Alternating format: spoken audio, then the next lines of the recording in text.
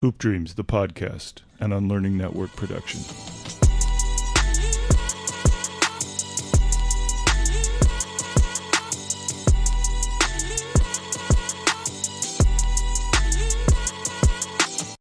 I'm so excited about this episode because the man joining us today has been acting for over 30 years. You've seen him in movies and TV shows such as Air Force One, Public Enemies, Bombshell with Quentin Tarantino, Once Upon a Time in Hollywood, and now he's starring in Adam McKay's, gotta just put it out there, Winning Time on HBO, chronicling the rise of the LA Lakers in the 80s under owner Dr. Jerry Buss, where he plays the legendary LA Lakers broadcaster Chick Hearn. We'd like to welcome to the show a special guest to the Hoop Dreams podcast. I'm Will Gates, that's Arthur A.G., actor Spencer Garrett. Yes, sir. Spencer G, thanks for joining us, man. Will and Arthur, it's such an honor to be with you cats. I cannot tell you, man. I was telling Will before you came on, Arthur, if it's the right thing to say, I'm a fan. I watched the documentary probably 10 times. I've seen it. I actually just watched it. It was on about a week and a half ago, and it was playing, I think, on Showtime, appropriately enough. And it's one of those like remote drops. When you see it on, you just kind of put it down. And I just found myself right back absorbed into the story of your lives and how beautifully those filmmakers told it, and so to see you guys now as grown men and, living your extraordinary lives and doing this great podcast, it's really a thrill for me, guys. It really is. Hey, Spence, I got to ask, because you've been in the business for so long, you have seen the industry change. What did you see at that point when Hoop Dreams came out in 94? What impact it had far as documentaries being widely, all that, bringing in, that whole thing. How did you feel it did far as now? Did it help, or was it in a good way? I think it absolutely helped. I mean, I'm a huge documentary head. I'm a huge documentary watcher. And the guys that made your documentary, I mean, they'd been around for a while, and they obviously put you on the map in a wonderful, in an impactful way back in the day when they did it. How long ago was it now? How many years are we talking? When that 27 years. 27 years. And I mean, that documentary was a game changer. And I just remember when it came out, and I just remember thinking, because it took place over a certain amount of years, and really watched you guys grow and evolve and change. I don't know if you're familiar with a filmmaker named Michael Apted, an English filmmaker. He did a series of documentaries over a period of like 50 years. He chronicled the life of these children, and it was called 7 Up, when they were 7 years old. And then he would revisit them every couple of years until they were in their 60s and 70s. And he followed their lives throughout their entire lives. And this had that same kind of feel to me. I mean, the Hoop Dreams doc had that same kind of feel, because it took you inside your lives, inside your homes, inside your heads, your struggles and your triumphs and all of that. It was just such a beautiful moment for filmmaking and filmmakers. And it really, it's really one of my top 10 documentary favorites of all time. And so, to see you guys now as men, when I'm so used to seeing you as these boys trying to make your way in the world, extraordinary athletes, and your relationship with your parents, you in particular, your relationship with your dad. There was so much trial and tribulation and triumph that was encapsulated in that documentary. I think it was, if I'm not wrong, it was like over two hours, right? It was a longer. How long was the documentary all told? Was it like 3? Yeah. That 2 hours and 50. It pushed 3, almost 3. Close to 3 hours. 2 hours and 58 minutes. I could have watched 10 hours of it. I mean, I'm sure there was lots and lots of footage that didn't make it into the documentary. I could have watched you guys. It would have been interesting to see you. Have those two guys, have they revisited you? Have they ever done like a follow-up with you guys over the years, or no? At the 15th year they did. Okay. And that's what's part of that's added on to the double disc DVD now. Oh wow. Oh really? I didn't know that. But I've got to get Yeah. that. I want to see that. I want to see that.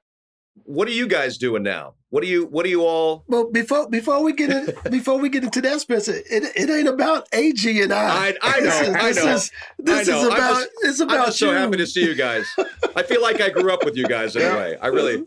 Listen, yeah, and we are happy to be seen, but our audience.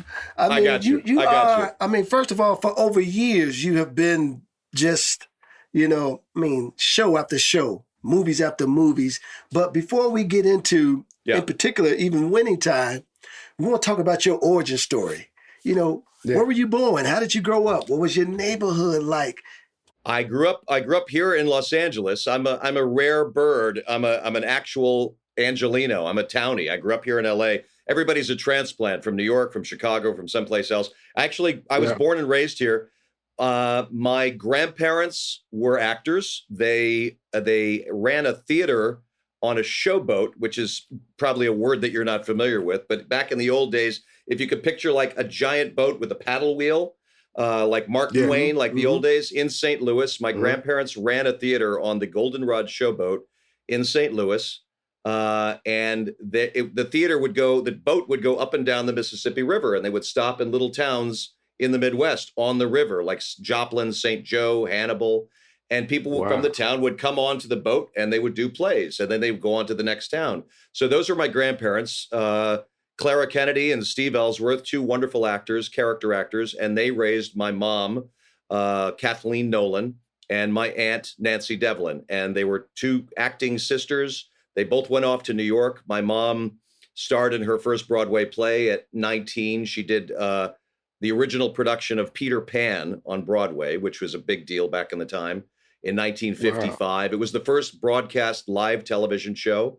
My aunt did a lot of theater, and eventually she sort of became a mom and a housewife and raised her kids, my cousins. And my mom raised me as a single mom. She and my dad were together. My dad was a talent agent, and they split after about a year, but they remained very close. But my mom raised me, and so I grew up. I grew up in LA, but I also grew up in backstages and in green rooms of theaters and TV studios and movie studios. As a little boy, my mom would be doing a play in Minneapolis or Chicago or Atlanta, and I grew up backstage. She tells a story about me when I was a little kid. She was doing a musical in Atlanta, and I was sitting off in the wings with the lighting designer and the stage manager, and I was so eager to get out on stage that at one point I ran out onto stage while the chorus girls were dancing, and I wanted to be part of it. So I ran out onto the stage while my mom was in the middle of singing a big number. And I remember, she said, I looked up and I said, "That's my mom." And one of the chorus girls picked me up and whisked me off stage. So from a young age, I obviously had the Jones to be on stage. I was a ham from an early age. So, and here I am. I'm 50 years later, I'm still a ham. You grew up in the movie in the movie and TV business. I'm talking about from and in the theater, front of the camera, back of the camera. I mean, you saw everything firsthand. I did. I saw it firsthand and backstage, and and I also saw as a kid. I knew what an up and down kind of crazy life it could be. When I was 8 years old, my best friend's mom was a screenwriter, and she wrote a movie of the week, a 2-hour movie of the week for television. And there was a role of a young German kid in it. And I said, let me audition for it. I can do accents. I was always like doing accents and putting on characters. So I auditioned for it at 8 years old, and I got cast in it. And I did little things like that, after school specials and things like that when I was a little kid. And my mom or my dad, they never discouraged me. I think they were sort of secretly hoping that I wouldn't be an actor, that I would get a real job, as they say, But I just always had that desire to perform and be on stage, and so that's my background. And then eventually, I went to Duke. I went to North Carolina, and I went to college at Duke in North Carolina, We don't have to talk about the loss last week. It still stings. it still stings, guys. To lose to Carolina in Coach K's final game, man. Heartbreaker. But anyway, I left Duke. I moved to DC for a little bit, started doing theater in Washington, DC, eventually moved to New York, went to college, finished college there at Fordham, and then started doing theater in New York. And then, and graduated in 87. Denzel Washington was 3 years ahead of me at Fordham, where I finished. He was the keynote speaker at my graduation. And when Denzel Washington spoke at your graduation, you listened. And that was sort of the impetus for me to go, okay, this dude, he was like the star at Fordham when I was there. And so I wanted to kind of follow in his footsteps. And so I started right out of college, right out of the gate. I went right to work. Spencer, what was Denzel, the Denzel then? When you say this was college, right? This was college. I graduated in 87. He was the keynote speaker. I want to say he probably graduated in 83, 84, maybe a little bit before that. He's 4 or 5 years older than I am. But I mean, right out of the gate from Fordham, he did theater, and he got a show called Saint Elsewhere that put him on the map right away. So he was already Denzel by in 87. He was already in the conversation. He was already a bit of a star. So that graduation speech did something to you. It did something to me. I mean, he's a hell of a speaker, and he's an incredibly inspirational guy. And I've gotten to know him a little bit over the years. To Lawrence Fishburne, the actor, is a very dear friend and somebody that I consider a brother. And so he introduced me to Denzel years ago. And, he's a powerful guy. He's a powerful cat. And he's also one of our finest actors of all time. And so, like I said, when he speaks, you listen. So in 87, as a 24-year-old kid, because I was about 3 years behind, I should have graduated from Duke in 85, but I took a couple years off. So I graduated at 24. And when Denzel got up and spoke, I went, okay, that's it. I'm going to try to be an actor. And I'm still trying. Wow. I love that. I love that. So it seems, Spencer, from early on, you wanted to do work in the business. I'm going to assume that. But I guess my question for you is, were you interested in other things? I was. When I lived in D.C., I worked for National Public Radio. I worked on Capitol Hill. I think I was kind of quietly resisting jumping headfirst into the acting stuff. I wanted to see if I could do something else with my brain instead of jump into a profession that is, very unpredictable. And like I said, I mean, I watched my mom's fortunes go up and down. She eventually became president of the Screen Actors Guild. She was the first woman president of a labor union, which was a big deal for a woman in the 1970s. And but as an actor, as a woman actor in the 70s, you're as a woman anyway in our profession, unfortunately, your shelf life is pretty short. And so I watched her career rise and fall and rise and fall. And a lot of people in our orbit as a kid growing up with my mom, there were a lot of actors around. And so I saw how, how up and down it could be. But yes, to answer your question, Will, I worked for NPR. I worked on Capitol Hill. I sort of toyed around with the idea of going into advertising. I tried other things along the way, but the theater kept pulling me back. I wasn't like, I didn't have a desire to jump in and be, I'm going to be a movie star. I'm going to be a TV star. I started out doing theater. Right. I really wanted to do theater and try my hand and see if I was any good at it. I did it in college. I did it at Duke. I went to a performing arts high school in Maine where we did a lot of theater. So I already had a groove on stage. I always felt comfortable in front of an audience, but as a profession, honing them chops, buddy. Honing the chops, but I didn't know that I had the chops, and I wasn't sure that this was a great way to make a living because I'd seen how unstable and unpredictable it was. But then in about 1987, 88, 89, something like that, I auditioned for a show in New York, got it. It brought me out to LA. And I'd been waiting tables and tending bar and doing all those things that actors are supposed to do to pay your dues. And I got a gig that brought me out to LA. And I kind of thought, all right, maybe I'm pretty good at this. I'm going to stick around for a while. I'm going to stick it out. And I did. And another gig came. And it was like this. It was up and down until I finally kind of clicked in up and down and started working consistently. You know, here I am.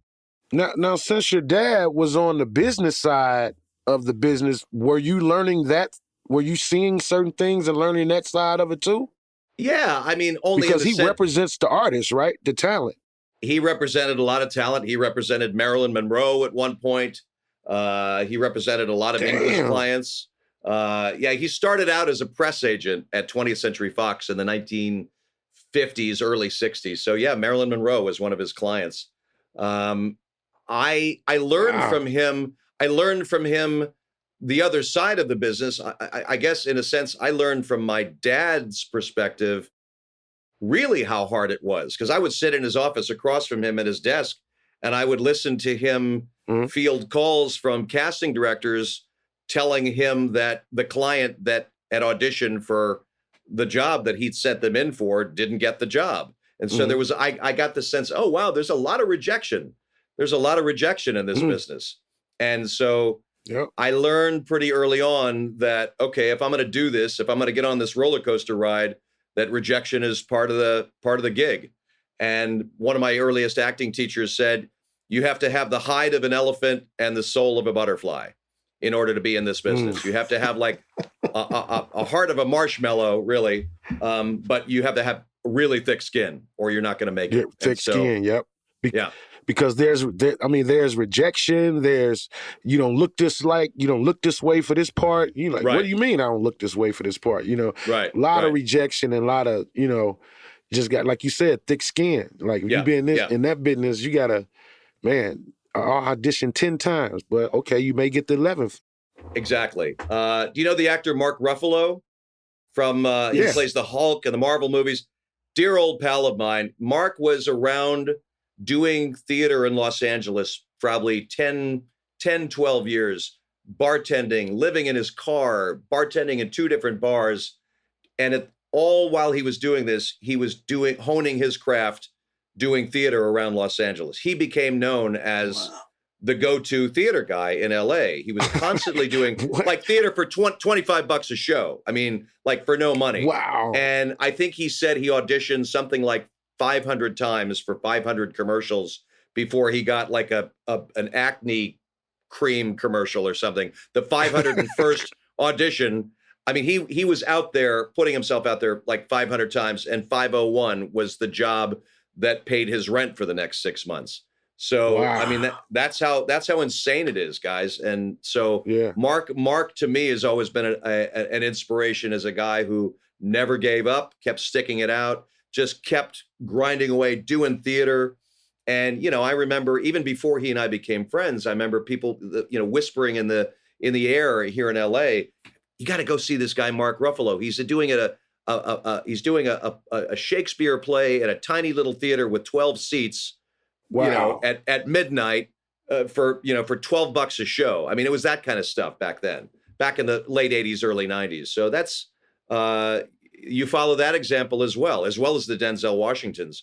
Mark Ruffalo is somebody who stuck it out and pursued his dream and pursued his craft.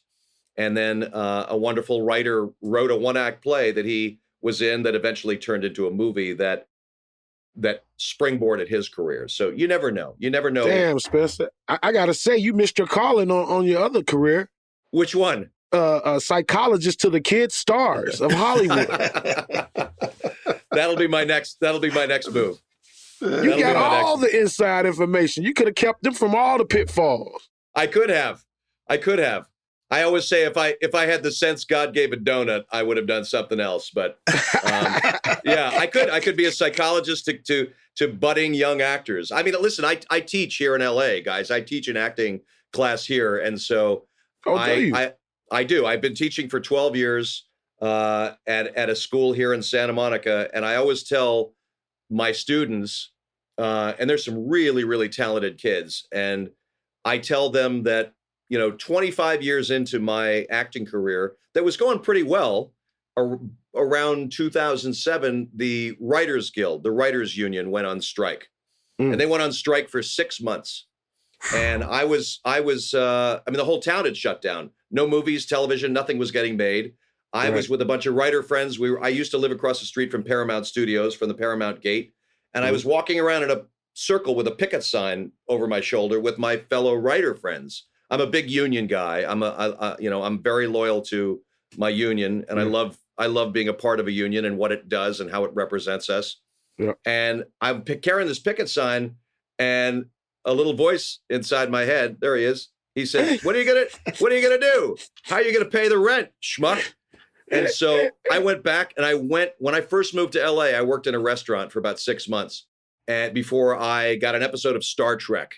And that's what kind of got me started. I went back to this same guy, this same restaurant, and I walked in after 22 years, and I walked in and I saw the owner of this restaurant, and he gave me a big hug, and he said, oh, dude, I'm so thrilled for you. I see you all the time in movies, TV, you're doing so great. I said, yeah, Larry, that's great. I need a job.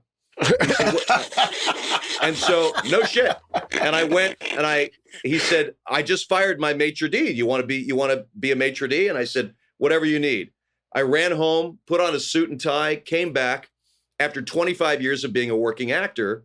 And I went back and I worked as a maitre d' on the floor of this restaurant, Nick's Martini Lounge. And I'm seating people. And this is like a big industry joint, casting directors, producers, directors coming in and out of this place. And they're seeing me in my suit and tie all of a sudden, like Spencer Garrett, who has done 150 television shows at this point. And they're walking in and they're saying like, hey man, what are you doing here? And I just said, I'm paying the rent, guys. It's work is work. What? It's so crazy to hear you say that, because you hear the stories, but and even in my mind, just hearing you say that, it's like, wow, that's unbelievable. But I guess my question for you is, as an actor, how did you overcome, I guess, whether people consider it shame or people considered it failure? How did you say, you know what, regardless of what y'all think, I got to work this gig to keep it going? Right. You didn't think a maitre d' was beneath you.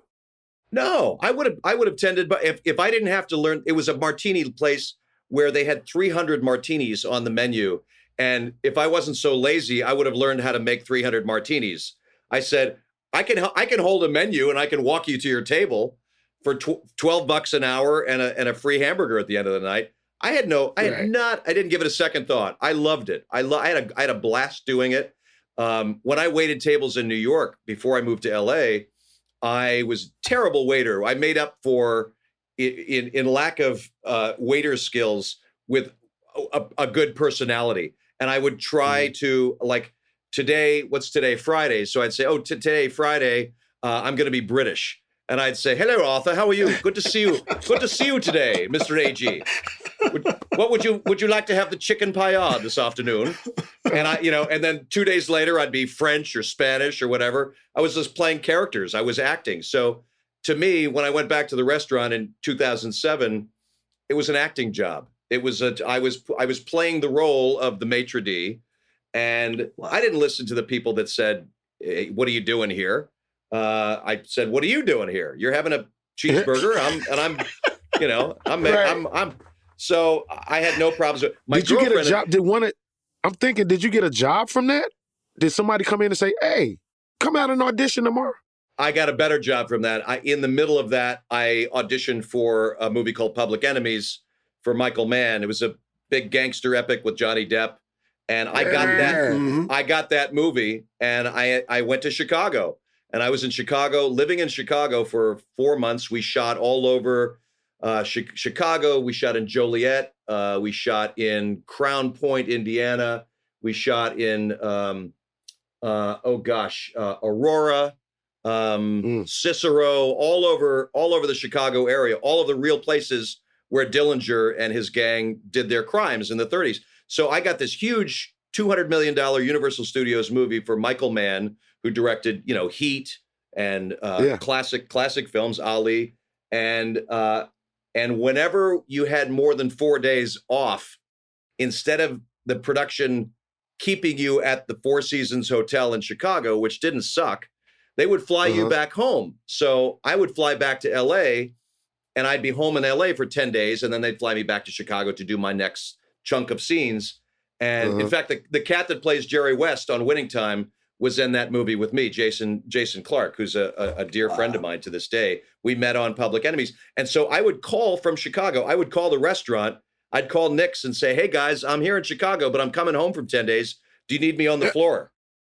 And so I'd go home, and I'm making pretty good coin in this Chicago gig. And I'd go back and I'd pick up some more shifts on the floor. So that's how much I loved it, I thought, I'm going to get a free per diem. I'm going to get some per diem. I'm going to get a martini and a free steak tonight. And so that's right. That's right. Why not? Love it, actors. We love free food, guys. Actor. Yeah. We love a donut. We love a free. So. Well, listen here, Spencer, man. Before we move into your acting career, we got this little thing that AG and I do, man. It's called halftime. Yeah. And what we want to do is we want to throw some quick hitters at you, and we want to see what you think. So I'm gonna hit you with these 5 first quick hitters. Let me see how you bang these out. Okay. Jeopardy or Wheel of Fortune? Jeopardy. All right. Oh, Jeopardy. Yeah. Sherlock, the British version, or another great British detective show? Oh, Luther. Wow. Sherlock, the one with Benedict Cumberbatch? Yes. Oh, or I love another that. great British detective show, Luther. Oh, I love Luther with Idris Elba. Mhm. Wow. Man, that's tough. Can we do it? Can we call it a tie?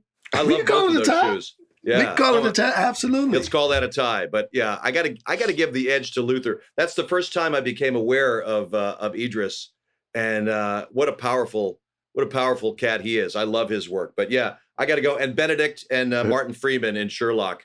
Tie. That tie goes to the runner on that one. Go to the runner. All right. Got to take you back on this one, man. Yeah. Remington Steele or Columbo? Oh, I got to go Columbo because I got to do a Columbo years later after Peter Falk had retired. Columbo was a show in the 70s. I was a child when it was on, but in the early 90s he brought it back, and I had a meeting with him. My agent at the time called me and said, sorry to go on a tangent, but this is a good story. My agent called me and said, you got a meeting with Peter Falk. He wants to see you for a Columbo. They're doing a reboot, a 2-hour movie. And I said, oh my God, I've got to meet Peter Falk. And I went in and I met the director, great British actor named Patrick McGowan, who was directing this show that he wanted me in. And I didn't have to audition. It was just a meeting, which was a big deal at the time. Like I didn't have to read. I didn't have to hold a script. It was just to sit down. And so the director said, I think we found our guy. I think you're going to be our guy. He gets on the phone, pushes a button. He says, Peter, I think we found our Roger Gambles was the character's name. Peter Falk walks in. He says, how you doing, kid? Nice to see you. Welcome to the show. He says, Pat, let's give the kid a drink. And Patrick McGowan reaches into his drawer of his desk, pulls out a bottle of Jameson whiskey, 3 glasses, pours it into the glass, and he says, and Peter Falk says, here's to the first shot of the picture. And then we all took a shot of whiskey. And I thought, man, if I could get every job like that, then life is going to You'd be golden. I'll be golden. But, I mean, it only happened the one time. But Columbo all the way, because I worked with Peter Falk for 3 weeks. And that dude's work ethic, revisiting a character that he'd done 25 years earlier. And he invested every much of his heart and soul into it then as a 75-year-old guy, as he did probably when he was in his late 40s, early 50s shooting that show. I have a soft spot in my heart for it, and I love Peter Falk. And all due respect to Pierce Brosnan and Remington Steele, a great show. I wanted to be Remington Steele I wanted to be Remington Steele with the smarts of Columbo when I was a kid. I love it. Columbo. I love it. Okay. All right, next question. SNL or SCTV? Oh, SCTV. SCTV. Yeah, Martin Short, John Candy. It was more. It was to me. It was smarter and more subversive. I mean, I love the early SNL stuff. I love the Belushi, Aykroyd years.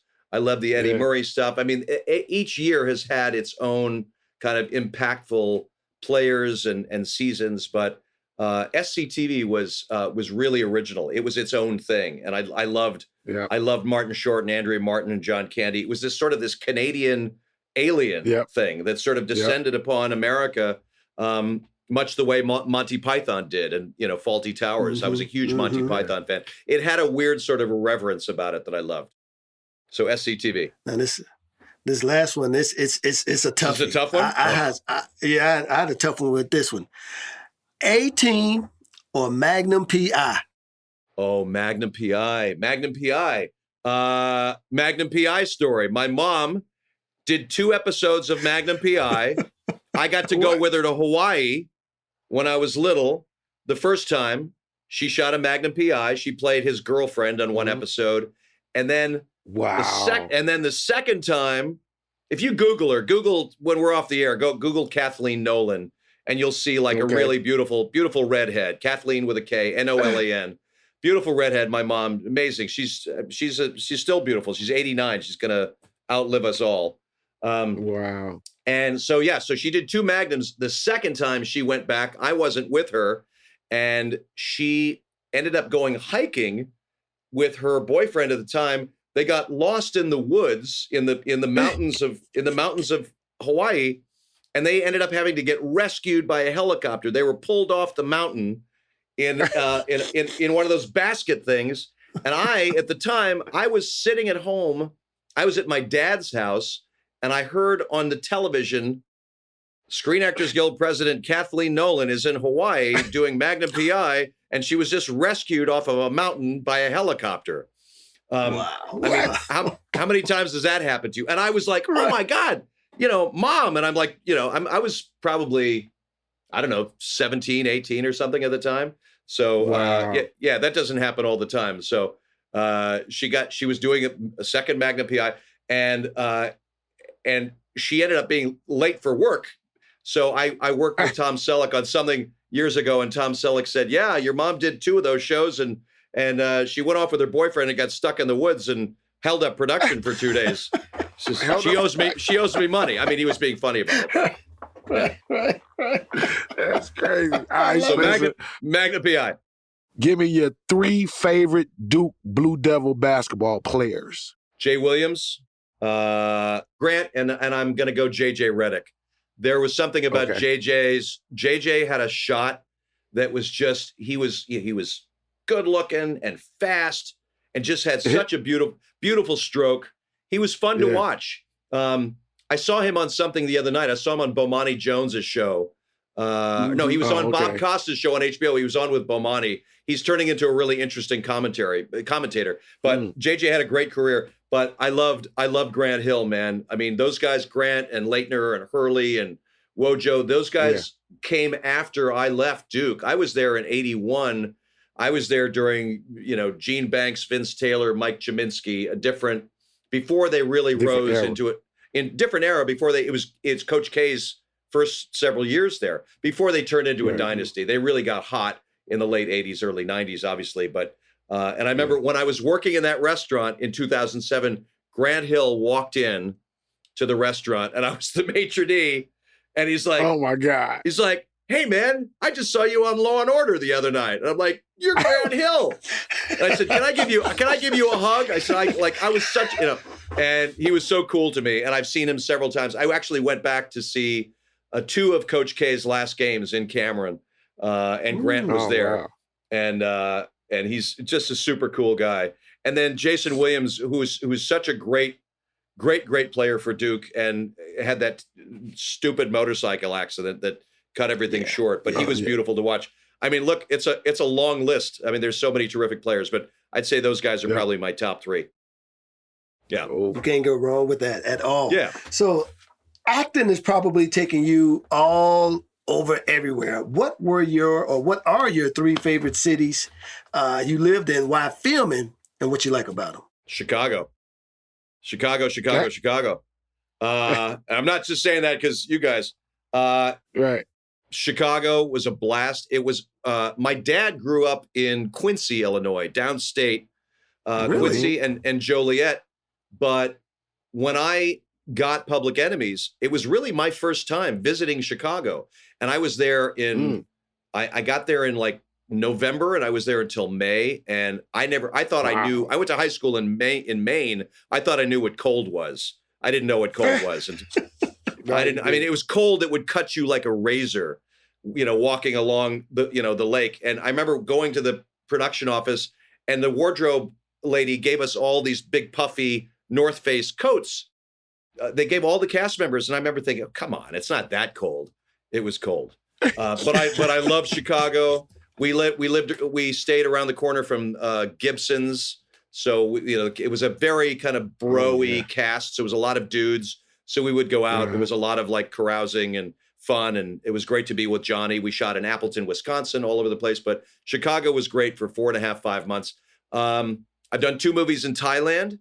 Wow. I did a movie in Bangkok, Thailand, and a movie in the south of Thailand. Had great experiences. Did a movie with Owen Wilson there and Pierce Brosnan about 5 years ago. And then I did a movie for Michael Mann, another movie for Michael Mann, who directed Public Enemies. We did a movie called Black Hat with Viola Davis and Chris Hemsworth. And we were in Kuala Lumpur, Malaysia. We were in Jakarta, Shanghai. So those are some of the perks, man. Sometimes you get to be, you get to go to some really cool places. And then I work in Atlanta a lot, which Atlanta has kind of become Hollywood South. So I work in Atlanta a lot.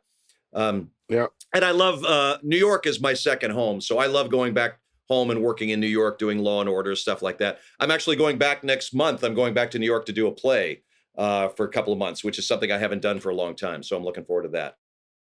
Man, you got an extensive resume. Now, absolutely. Look, you got an extensive resume. So this is my next question.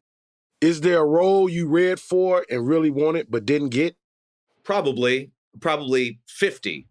Going back to the rejection thing. I mean, yeah, there's a lot of stuff that I was in the running for that I really, really wanted. And, once you get over that initial heartbreak and the rejection, you gotta take now I go in to read for something and I take the script and put in the circular file on my way out the door. You can't think about it too much because you hope that another one's going to come along the next day. Right. Yeah, probably, guys. There are probably a lot of roles but I've forgotten them. But there's probably a lot of roles that I read for that I didn't get. But there's a lot of roles that I did. So I'm grateful for that. I got 2 behind me. I got the Tarantino film, and that's me playing Sean Hannity in Bombshell. I've been very lucky. I've got to do a lot of good stuff. So I feel very fortunate. What you just said just reminds me of what we tell athletes. Hey man, you got to forget that last miss. Can't stay there. That's over with. So my next question for you are you one of those actors that got to have certain things in your dressing room? And if so, what is it? When I got the gig, I went online. I bought every kind of Chick Hearn memorabilia I could find. So I got a Chick Hearn jersey. I got Chick Hearn t-shirts. I have, you call them, they're like talismans. They're like little things. Yeah. So when I'm in a dressing room, when I'm in my trailer on set, I've got all my little Chick things, and I've got a great picture of him that I have on my dressing room mirror. So as I'm, they put the makeup on. If you've seen me in the show, I don't look anything like this. I'm in full prosthetics, 3 hours of makeup to put the nose, the hair, the cheeks, the chin, all of that. So once all of that is on my face and I become Chick Hearn, I go into the trailer and I see the pictures of him, and then I turn on the headphones and I listen to him and I get him in my voice. And I got to a point after a certain time, I would turn on a Lakers game on YouTube, and I would turn the sound down, and I would just be calling the games without the sound as Chick Hearn, just in my trailer, just to get that in my body, just to feel that. And then I would walk onto the soundstage, and all of a sudden I'm talking like this, and it's magic to Kareem. The game is in the refrigerator, the lights are out, the door is closed, the jello is jiggling.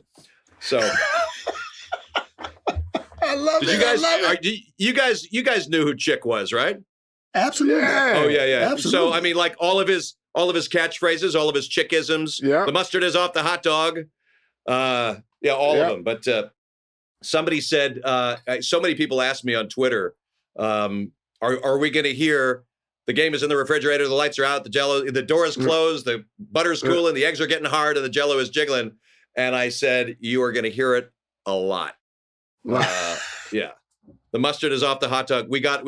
He had like 200 of them. I mean, he called 3,338 games over 41 years. The man was incredibly prolific.